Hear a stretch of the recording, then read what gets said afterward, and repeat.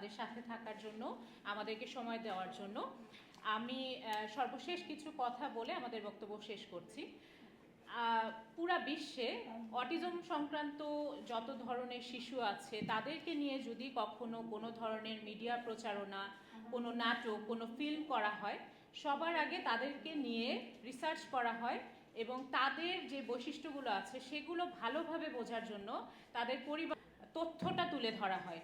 কিন্তু আমাদের বাংলাদেশে প্রতিটা পদে পদে 2021 থেকে আমরা খুবই পরপর দেখছি যে এই প্রতিবন্ধিতা, অটিস্টিক, এগুলো গালি হিসেবে ব্যবহার করা হচ্ছে এবং বিভিন্নভাবে নেতিবাচকভাবে আমাদের সন্তানদেরকে মিডিয়ার মাধ্যমে উপস্থাপন করা হচ্ছে, সামাজিক যোগাযোগ মাধ্যমে হেয় প্রতিপন্ন করে উপস্থাপন করা হচ্ছে।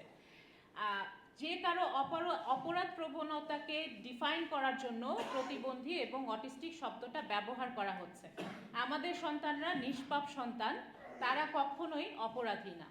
সুতরাং আপনাদের সবার কাছে আমাদের প্রতিটা পুরা বাংলাদেশের, পুরা বিশ্বের সকল বিশেষ চাহিদা সম্পন্ন শিশু বলেন, যেই নামে ডিফাইন করেন না কেন, তাদের অভিভাবকদের পক্ষ থেকে আপনাদের কাছে অনুরোধ, আপনারা দয়া করে মিডিয়াতে কোনো ধরনের সোশ্যাল জায়গায় আমাদের সন্তানদের নেতিবাচকভাবে প্রকাশ করবেন না এবং প্রতিবন্ধী এবং অটিস্টিক কথাটাকে গালি হিসেবে ব্যবহার করবেন না।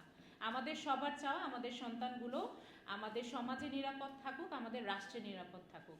অনেক ধন্যবাদ সবাইকে, আপনারা আমাদের সাথে এতক্ষণ ধৈর্য ধরেছিলেন এবং আমাদের সাথে যারা উপস্থিত আছেন, এবং আমি বিশেষ করে ধন্যবাদ জানাবো আঞ্জুম হোসেন আপুকে, যিনি উনার একটা কথায় কিন্তু আমরা সবাই আজকে এখানে জড়ো হয়েছি এবং আমরা এখানে কম অভিভাবক আছি। আপনারা এখানে ক্রাউডটা দেখতে পাচ্ছেন না, কারণ হচ্ছে এখন রোজার মাস এবং আজকে একটা অন ডে, এটার জন্য আপনারা এখানে ক্রাউড